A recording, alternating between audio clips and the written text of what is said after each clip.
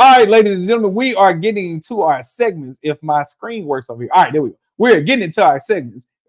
Because somebody wanted to be a little extra today, they wanted to give y'all two segments. So go ahead and explain to what we got coming up. All right, so flag on the play is when we see anything, any players, any coaches out there, any athletes doing anything egregious, it's our job as sports enthusiasts to call them out. And for today's special episode, I got two flags on the play. I'm going to let you guys, the viewers, decide which flag I should give out. All right, you ready? All right. Oh. The first flag on the play is the Detroit Pistons firing coach Monty Williams after one season, and they still will have to pay him $65 million. If you don't know about Monty Williams, he coached for the Pelicans. He coached for the Phoenix Suns. Now he's a coach of the Detroit Pistons, one of the basketball greatest minds. Unfortunately, he just didn't have the talent with the Detroit Pistons, with the Phoenix Suns, especially Phoenix Suns, to win it all. But he has taken them a long way to the championship, to the finals. But them firing Monty Williams after one season, and this goes back to what our cousin had said, when are we going to start holding the players accountable? Detroit roster, for a young roster, is stacked. I like the roster. They are young. They do have some good pieces, but they just didn't get it done. Detroit firing Monty Williams after one season is downright disrespectful. That's why that organization ain't been nowhere since 2004. That's probably why that organization won't go nowhere since 2004, 2005. You want to count that, but that's the first one. The second one goes to read through all these names. I ain't about to read all the names. EA Sports. The reason they getting flag on the play as well, because they announced the toughest college football 25 toughest places to play rankings. And Alabama wasn't one. LSU wasn't one. Ohio State wasn't one. And Georgia wasn't one. I want everybody to think and just think a little bit. Who do you think is the toughest place to play in college football? The actual toughest place to play. All right, we gonna wait. How long you think you should wait? We ain't gotta wait. We ain't gotta wait that long. All right. The reason they getting flag on the play is out of all the teams I said, that's not ranked number one. Guess the number one team that's the toughest place to play in all of college football. Miami. No. Florida. No. USC. No. Bama. No. Georgia. Nope. Ohio State. Nope. Notre Dame. Nope. USC. Nope. Damn. Oregon. Nope. Damn. Nope. What's the toughest place to play, sir? Texas A&M. Kyle Field. Are you kidding me? I got to do Charles Barkley. Are you kidding me? Texas A&M is the toughest place to play. LSU, Alabama, Georgia. None of those SEC teams were, but Texas A&M. Ohio State. Oh, Michigan.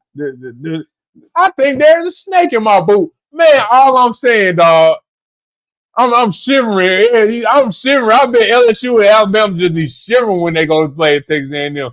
Ooh, hitting the 12 man. Oh my God. He said it's a snake in my boots. You stupid. I got half of my EA Sports. Out of all of the teams that y'all can give out, the toughest place to play in college football, Texas A&M is the one. Texas A&M is the actual number one out of all teams, bro. You know what? I ain't gonna decide. You know what? I ain't gonna let y'all decide. I ain't gonna let y'all take my joy away from me. Texas A&M, EA Sports, NCAA College Football 2025. Y'all getting this flag on the play. No, hey, and that's on Mayor's Little Land. No, it's Mayor's First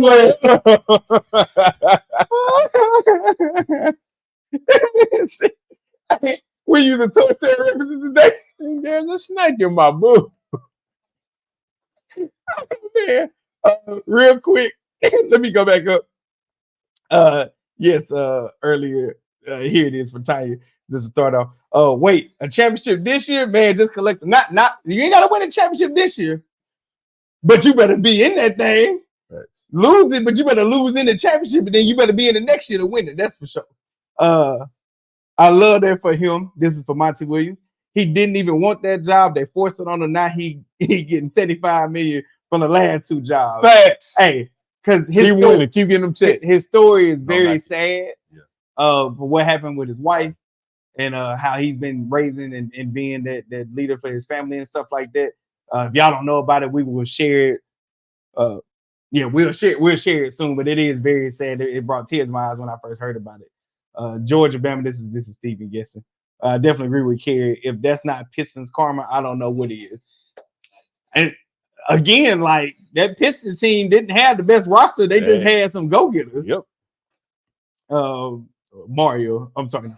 Black Ray. Damn it, I do it again. Is laughing. Tanya saying Kerry's killing me. Kerry's off the chain. Ain't about steal my joy from me. Y'all wrong. We needed a double flag. Yeah, we did. We did double flag for that, man. He keeps going. And now I'm just saying, it's the truth. It's the truth. Thank y'all. Thank y'all for feeling my pain. Thank y'all for feeling my pain. Well, my flag on the play for the few people that I've talked to. This won't even shock y'all. So for Spencer, for Sean, for Black Raiden, my flag on the play goes to Drake. It goes to Drake for being a colonizer, y'all. And before you hush, before I get going on what exactly he gets his flag on the play for, what a colonizer is. If you want to know what a colonizer is, ladies and gentlemen, you read it in your history books, no matter whether we believe him or not. But a colonizer is somebody who comes in, takes or steals, and don't have no intention on giving it back. And nobody asks them to do it. Drake, ladies and gentlemen, is a colonizer. You will ask why. Why is he a colonizer? Drake is a colonizer for this 2 simple facts. One ring by Tupac Shakur, and let me know if I get a name right, is Khadijah. I'd say Khadijah. Khadijah. I know I'm saying it wrong, but Quincy Jones' daughter, who he was gonna, or who he was or was gonna be engaged to, this is the ring that he was getting for her, and this is also to celebrate his launch of his film, his film production company. This is to launch that. So he got this scooped out, doped out ring, right? I forgot to get the picture, but y'all just bear with me, right? So for years, nobody had touched this thing, whether they knew where it was or not.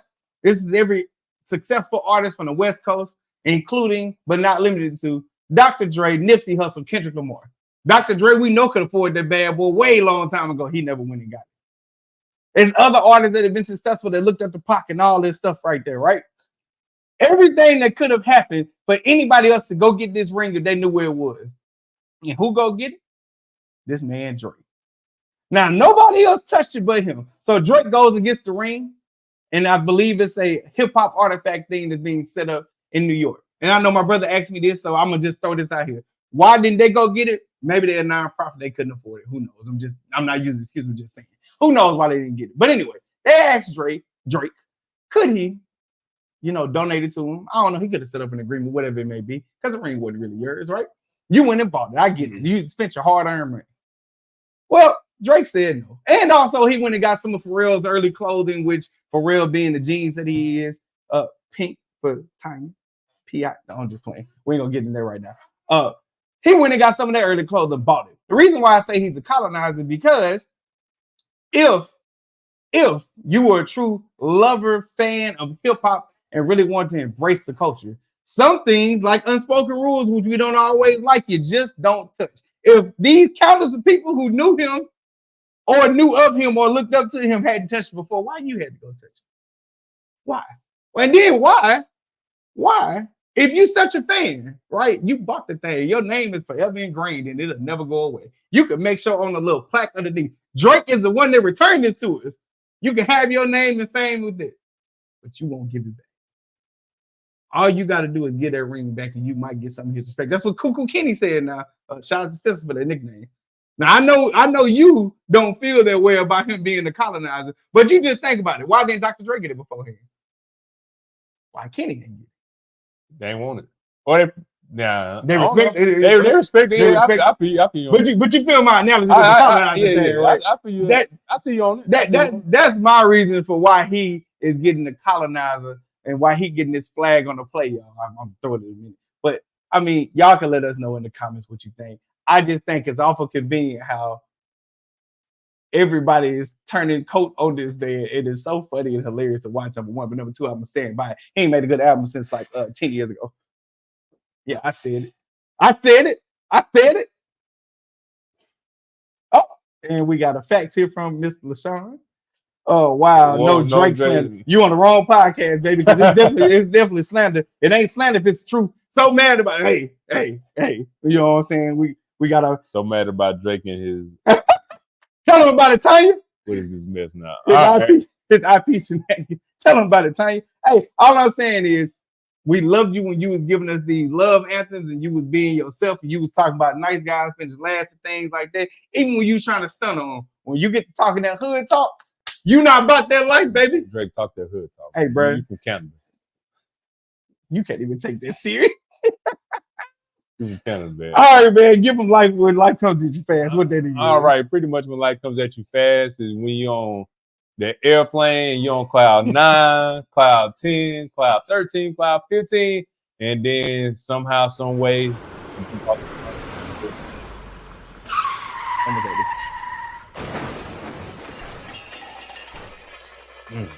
All right. So my when life comes at you fast, this goes to the protesters on the golf course at the Travelers. I want you to say the Travelers Classic. They went storming on the golf course, storming on the golf course, on the green, on the 18th hole. The reason they getting this, y'all have all day to protest. Y'all can go anywhere y'all want to go to protest, but y'all want to go to the golf. Y'all want to go to the golf course. Why the golf course? Y'all can protest in the street. Y'all can protest in the hood. You can't protest in the hood. Hey, you can even protest at home. You can protest at home. You can't protest in the hood, though. You can protest anywhere you want to. My point. You can protest anywhere you want to. Why protest at a athletic event going on, man? That makes no sense. I wish we had the footage. Unfortunately, we won't be able to bring it. We're gonna start bringing it back. We're gonna start bringing it back. You know, y'all might not be able to hear nothing, but yeah, at least y'all can watch. I'm just telling. I'm giving y'all notice right now. Hey, y'all might not hear it, but y'all can at least watch what we watching and see what we saying. You know what I'm saying? So yeah, my when life comes at you fast moment goes to the protesters for the roughing the Travelers Classic on the golf range on the 18th hole. My bad, not the golf range, the golf course. I apologize. Yeah, it's a difference. All right. This is from Spencer. K-Dot so petty. Yeah, he is petty. Man, he had been doing a video to the diss song. I mean, in the words of what's the dude on the radio? He kind of slimmed up. I forgot his name. Big Boy. He said this was more about loving Kendrick and the West and what they bring versus the hate on Drake. I'm sorry, bro. It's not. It's about this. The thing that somebody said the best. I forgot who said it. This man through war brought peace. He brought peace. Never liked the grass. Hey, bro, I ain't gonna cap with you. I ain't gonna lie to you. The grass was trash too. I ain't gonna lie. That sucked. It sucked. The most depressing show I have ever seen. Wouldn't be squat without ghostwriters. I mean, damn, the lane. The lane literally bit off Soulja Boy. Stop it. They not like us. Oh, I like it. Hey, he did. They not like he did. Love the sound gear. Appreciate that. Half the rappers aren't about the hood stuff, but they do a good job at pretending. I will be at Drake's defense attorney from here on out. That's why we love you, Sade. Rest in peace to Fulio, too, out of Jacksonville. 26 years old, got killed on his birthday. I know y'all know who he is, but I mean, you can. But what goes around comes around. I'm gonna just say that if you don't know his story, but you can be at his defense court. Like I said, early Drake, I was a fan. We've been listening to him since 2007. I'm still a fan of it. What he did, I told you he came with nothing that's very daunting. But I'll tell you when I stopped becoming a fan of him, like I knew about the Soulja Boy thing, like our cousin had pointed out. But when he came down and stole everything from Louisiana, I was done. Nice for what? Everybody loved that. Don't get me wrong, I dance when I'm out in the club or whatever, just because, and we out somewhere. But when he stole Nice for What, I heard all the New Orleans bounce to it. I'm like, bro, you not even from here. I get Wayne is, but you not, and Wayne don't even put on for it like that no more. Shout out to Currency. Facts. You can be in his defense all you want to, but as we can tell, the judge banged his gavel last week, and we'll talk about that in a minute. With light coverage fast. Now this is the one for Drake for gift flag on the play. Ooh, Drake got everybody mad. I love it. Backspin Palmer. Yeah. Hey, a minor. Here. All right. My money shot. This is a good one this week, y'all. My money shot is something that I want you to remember, something that you cannot forget. I know this one you will not hear nowhere else. So share with your friends, and I'm making a clip for this one too. This week money shot, without further ado, if I can find, there we go. I miss you, coach. All right, this week's money shot goes to something that I need everybody to know that I know ain't nobody else said, so I know I'm saying it first. This week money shot is this. Does everybody know that Jackie Robinson wasn't the first African American to integrate baseball? Well, if you didn't know, he wasn't the first. It's a young man. He's not young no more, of course, but a young man at the time by the name of Moses Fleetwood Walker was the first to integrate Major League Baseball. Y'all want to know something funny? Jackie Robinson wasn't the second to integrate it either. Moses Fleetwood Walker, Weldy Walker, was the second. That's to anybody who want to sit up there and say we don't do our due diligence. Jackie wasn't the first, and he wasn't the second. Ladies and gentlemen, boys and girls, children of all ages, GNC Sport Talk bring you the news, the facts like no other. Jackie wasn't the first, and he wasn't the second. He was the third. Breaking news. Moses Fleetwood Walker and his brother was the first two to integrate Major League Baseball. I'm on my kick because I'm learning more about Negro League Baseball. But yeah, suck it to anybody who said that. He wasn't the first, which we found out in college, and he wasn't the second. And I just found that out last weekend. He's the third. Wow, bro, why you sound like you got this thing for Jackie Robinson? I do. Why? We'll discuss. I read books. Okay, we'll discuss that. We'll discuss what he did to Paul Robeson. Go look it up. Okay, I will. I'll do my due diligence. That's why he went so hard for civil rights after that. Just know that. Just know that. All right, man.